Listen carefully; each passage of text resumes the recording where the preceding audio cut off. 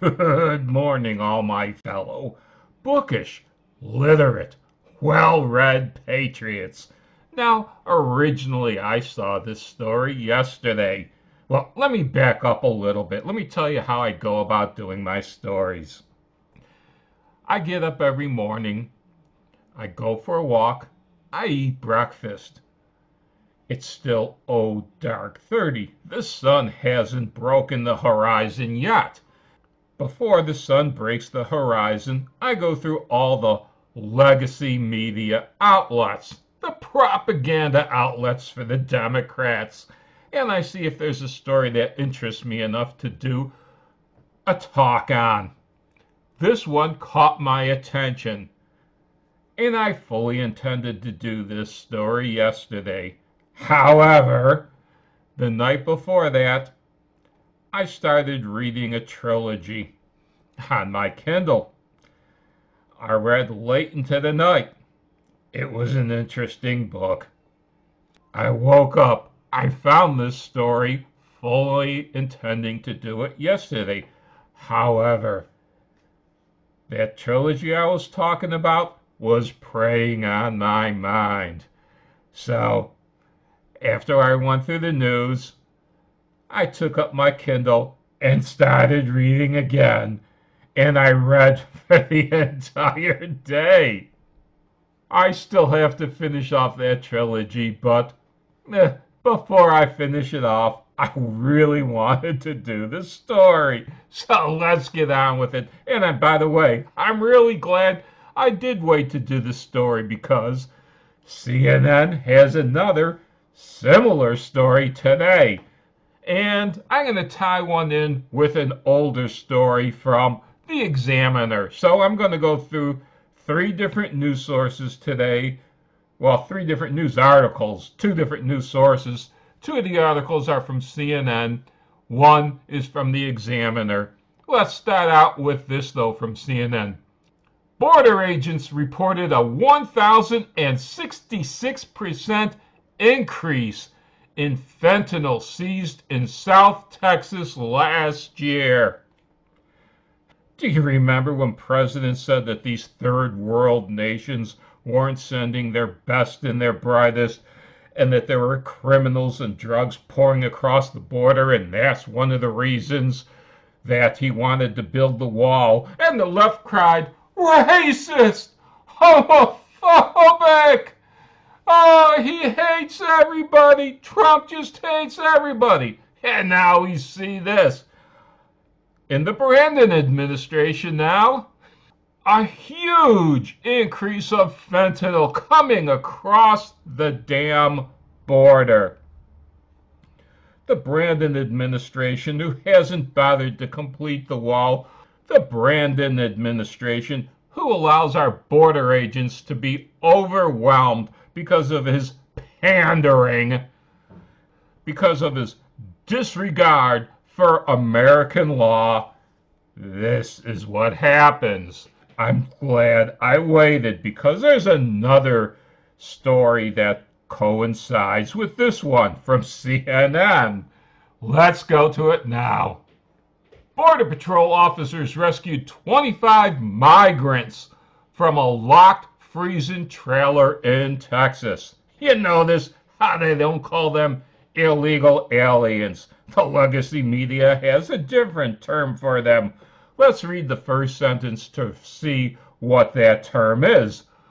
Border Patrol agents have rescued 25 undocumented migrants.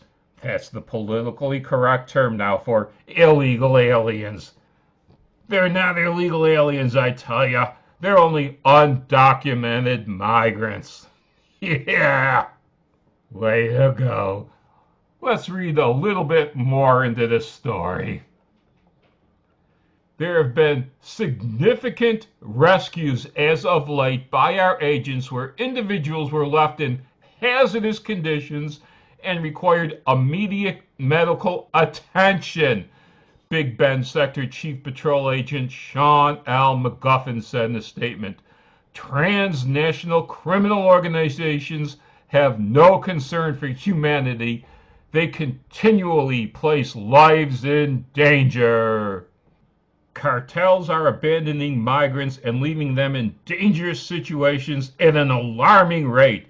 In fiscal year 2021, the U.S. Border Patrol rescued 12,877 migrants, illegal aliens, in the southwest border regions compared to a little under or over 5,000 in previous years. What he's trying to tell you is that illegal immigration has skyrocketed under the Brandon administration and the border czar, Kamala Harris. But, CNN can't mention that unfortunate fact. Let's go on to the third story. This from the Washington Examiner. Shock!